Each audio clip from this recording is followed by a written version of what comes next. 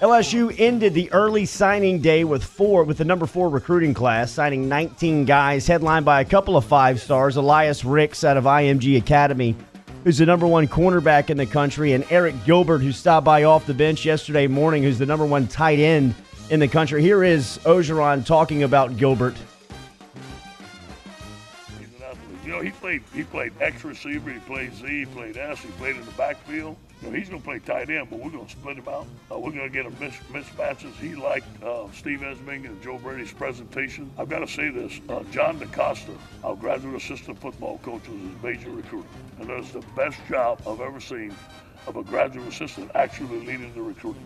Wow, what a compliment to DeCosta. Yeah, he did a great job, and not just with Taylor. They got the other tight end too, the 6'7" kid, who's such a good Cole Taylor, who's going to be I think a really good target in the passing game as well. Which we've seen how they've used Thad Moss this year. I can't wait to see a guy with that kind of skill set in this offense. It may take a year or two. The freshmen don't always pop right in and start playing, but man, he could be fun in this offense. Rumors were flying on Wednesday about the status of Clyde Edwards-Helaire, about a possible injury he had suffered in Tuesday's practice. Yesterday, Orgeron was asked about it, and here he was clarifying. Yeah, Clyde did get hurt yesterday. I don't know the extent of his injury. I was just talking to Jack about it. He went and get some tests today, and we're going to know a little bit more towards the end of the week. But he did not practice today, and he could not practice. More on Edwards-Helaire. You know, Clyde is so versatile and can do everything.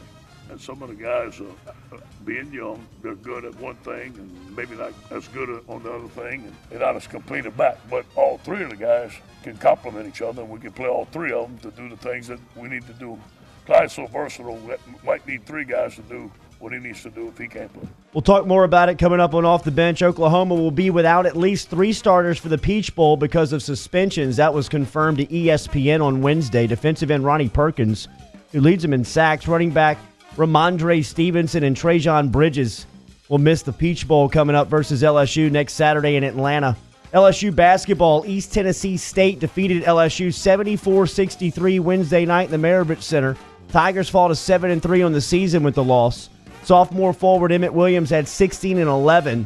Sophomore guard Javonte Smart had 8 points to go along with 7 assists and 3 rebounds. Will Wade jumped on with Chris Blair and John Brady at Eagle 98.1 postgame.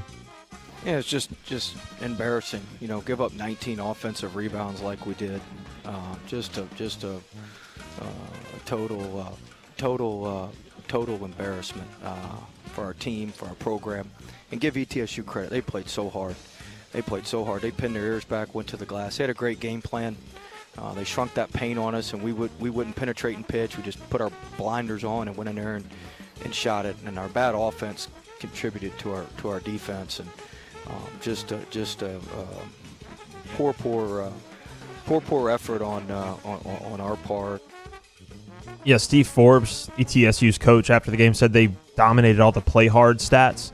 When the opposing coach is saying that after the game, it's not what you want to hear. So I know Will Wade's up early this morning looking for solutions because they got a big weekend this weekend as well. Yeah, it seemed like every loose ball, every time the ball was on the floor and somebody was chasing for it, ETSU was on the ground getting it. I mean, they caught all the bounces last night, but they played harder and they deserved to win. They also had 8 3-pointers that were daggers. Seemed like every one of them was just brutal. Next up for LSU, they'll play USC in the 2019 Air Force Reserve Basketball Hall of Fame Classic. That'll be in Los Angeles on Saturday night. Tip-off is set for 8 o'clock that you can catch on Eagle 98.1. New Orleans Saints quarterback Drew Brees was named the NFC Offensive Player of the Week for his historic performance on Monday night. Brees, who went 29 of 30, threw for 307 yards and 4 touchdowns. Brees has now won the award 25 times. He's behind only Tom Brady, who's won it 30 times, and Peyton Manning, who has 27 on his mantle in NFL history. As Brees is chasing those guys. Saints are back on the field Sunday versus the Titans at noon.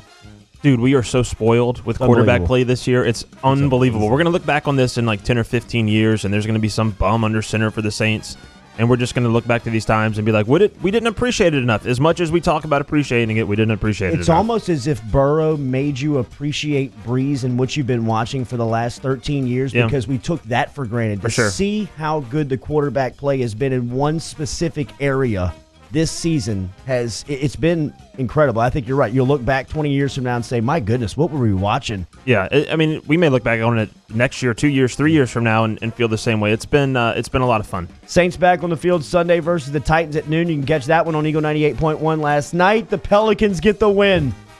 Break the losing streak. Brandon Ingram had 34 points, and the Pelicans snapped their 13-game skid with a 107-99 win against the shorthanded Minnesota Timberwolves on Wednesday night. Next up, they continue the road trip to Golden State on Friday for the Tank game.